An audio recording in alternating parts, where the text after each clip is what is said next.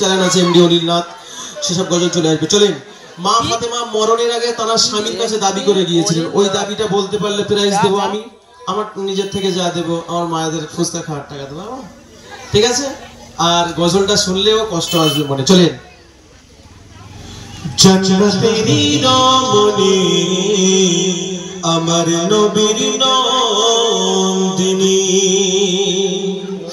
জান্নাতেরি রমণী আমার নবীর নন্দিনী, জান্নাতেরি রমণী আমার নবীর নন্দিনী। কেমন ছিলেন তিনি, কেমন ছিলেন তিনি, শুনুন তাহার কাহিনী। জান্নাতেরি রমণী আমার নবীর নন্দিনী। দুবেলা দুমুঠো ঘরে খাবার জোটে না, দুবেলা দুমুঠো ঘরে খাবার জোটে না, তবুও মা সংসারে, তবুও সংসারে কেমন সুখ দেখো না।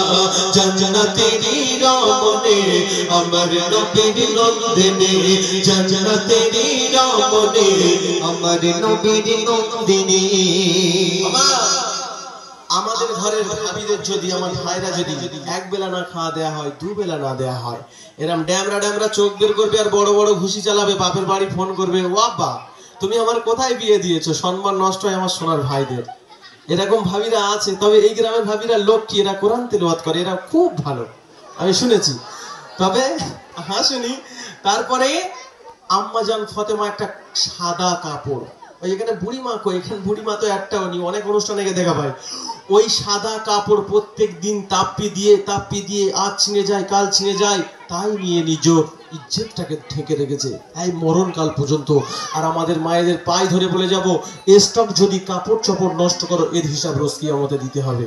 নতুন নতুন কাপড় যদি ইচ্ছাকৃতভাবে নষ্ট করো, এবং কাপড় থাকতে যদি স্বামীদের উপরে জালেম করো, জুলুম করো, তবুও তোমাদের হিসাব দিতে হবে। চলেন।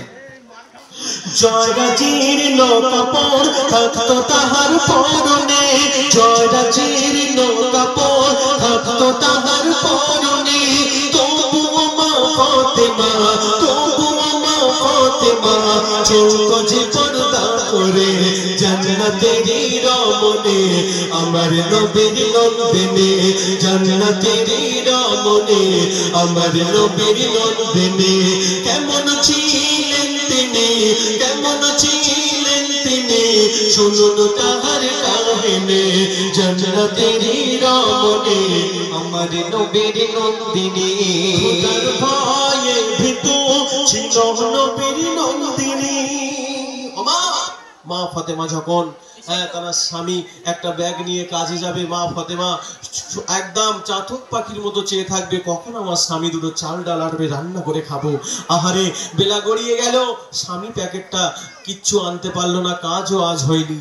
মা আম্মাজান ফাতেমা চোখ থেকে ঝরঝর করে পানি পড়বে, আজও আমার খাওয়া হবে না। আর আমাদের ঘরের ভাবিদের না খাওয়া দিলে ব্যাটঙ্গে তেড়ে যাবে, বুঝতে পারেননি? চলে। খোদার ভয়ে ভীতু ছিল নবীর নন্দিনী, খোদার ভয়ে ভীতু ছিল নবীর নন্দিনী। স্বামী সন্তান ছাড়া, স্বামী সন্তান ছাড়া কেউ তো তাকে দেখেনি। জান্নাতেরি রমণী আমার নবীর নন্দিনী, জান্নাতেরি রমণী আমার নবীর নন্দিনী। কেমন ছিলেন তিনি, কেমন ছিলেন তিনি, শুনুন তাহার কাহিনী। জান্নাতেরি রমণী আমার নবীর নন্দিনী। এইবার বলতে হবে, এখানে ভরা মজলিস আছে, আমার যুবকরা যদি বলতে পারে প্রাইজ দেব, মারা যদি বলতে পারে। আম্মাজান ফাতেমা মরণের আগে তার স্বামীর কাছে একটা দাবি করে গিয়েছিলেন। আমাদের ইমাম সাহেব আছে তো? না নেই। আর ছোট ভাই সাহেব আছে, ডাক্তারবাবু আছে। চলেন, কি দাবি করে গিয়েছিলেন? প্রাইজ আছে টুকটাক আছে, একটু ওই তো মাশাআল্লাহ। বলেন, আম্মাজান ফাতেমা মরণের আগে মা কি দাবি করে গিয়েছিল তার স্বামীর কাছে? বলো। মাশাআল্লাহ, একটা মাইক্রোফোন দেন তো দেখি, এটা দেন। আমাদের হাবেশ সাহেব নিজেই মজিদ সাহেব, একটা কমিটির ছেলে এখানে একটুখানি এসে দাঁড়ায়। হ্যালো, কিন্তু বলে হুজুরির ভালোবাসে দাফনের কথা। তার মানে হুজুরির ভালোবাসতেছে যদি বলে দেয় কিসের কথা? দাফনের। ওই জন্য করে মায়া দেখাচ্ছে হুজুর। দাফনের কি কথা বলো? নবীকে বলেছিলেন দাফনের কথা। দাফন করতে বলেছিলেন। এই যুবকরা তোরা কেউ পারবি বাবা? একটু একটু আসেন। এটা হলো, এটা কি শিখতে হবে আমাদের? আমাদের ইমাম সাহেব যা জানে আমি জানি না। সত্যি বলতে আমরা ইমাম সাহেবকে আমরা ভালোবাসবো। কে আছে বাবা? আসেন আসেন, দেখি আমার আম্মা জানেরা কত গেনি এই মজলিসটা এবারেই ভালো লাগছে এবারে মাশাআল্লাহ। আচ্ছা ওখান থেকে বলেন, চুপচাপ সবাই চুপচাপ বাবা।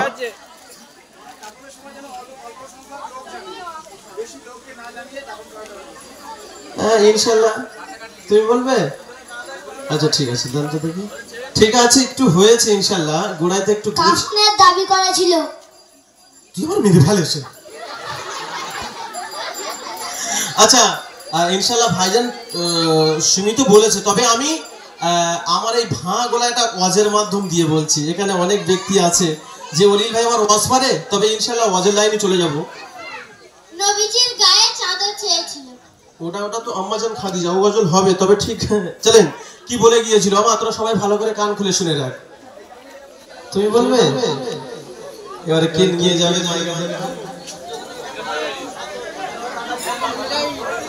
এই বাবুসোনা কই? সে বাবুসোনা একটু আসো, আজকের দিনটা একটু মেহনত কষ্ট করো বাবা রে, দেখো না সব ভর্তি হয়ে গেছে। একটু আওয়াজ দাও তো বিষয় না আলাই তাকবীর। আরে তুমি মাশাআল্লাহ। বাবুসোনা ভাই একটু রানিং যাও, ট্রেনের মতন যাও। হ্যাঁ এই আমার আম্মা জানেরা কোথায় যেতে পারে না, আজকের অনুষ্ঠান দেখতে এসেছে। ওয়ান করে দাও। মা ফাতেমা উনি তার স্বামীর কাছে ডালিম ফল খেতে চেয়েছিল। কিসের ফল? ডালিম ফল। ডালিম ফল তো কলেরা হয় না? ও হুজুর বলে মা ফাতেমার কাছে ডালিম ফল খেতে চেয়েছে। চলেন মন কান্দে শোনেন, সান্দাও।